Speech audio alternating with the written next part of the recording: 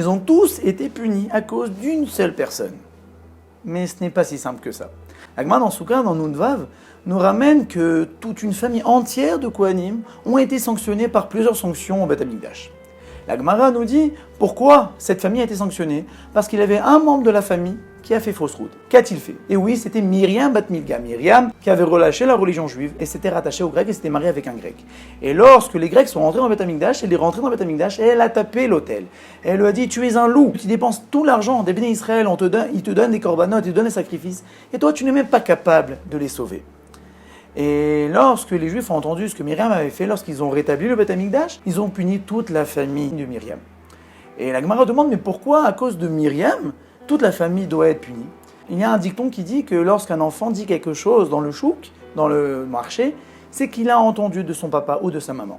Alors certes, ce n'est pas forcément qu'il a entendu de son père ou sa mère ces mêmes termes. Ce n'est pas que le père ou la mère de Myriam ont insulté l'autel ou insulté Akadosh Baruch Hu. Non, c'est qu'il est tardé à venir, c'est qu'il a montré beaucoup de lassitude dans le service divin. Et les enfants voient ça, voient que leurs parents sont las de faire le service divin. Ils se disent: le service divin n'est pas un kiff, c'est quelque chose d'ennuyeux. Ils se galèrent à servir Akadosh Baruch Hu, ça vaut pas le coup de le servir.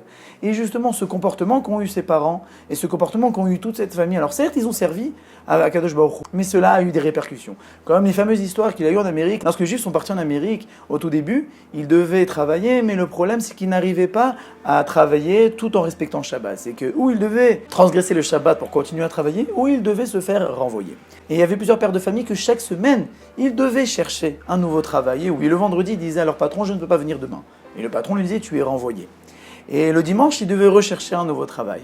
Il y a eu plusieurs familles qui ont été éduquées par un tel père de famille. Mais il y a eu des familles qui ont lâché le Shabbat et il y a eu des familles qui ont gardé le Shabbat. Et l'explication était que tout dépend comment le père de famille prenait la chose. Lorsqu'il revenait le vendredi, qu'il s'asseyait à la table de Shabbat, il disait: oh là là, quelle galère le Shabbat, je me suis fait encore envoyer pour Shabbat, oh, c'est dur, mais bon, il faut respecter le Shabbat. Et là, les enfants écoutaient, se disaient: attends, c'est galère le Shabbat, c'est galère, ok, ils le respectent, mais c'est galère quand même.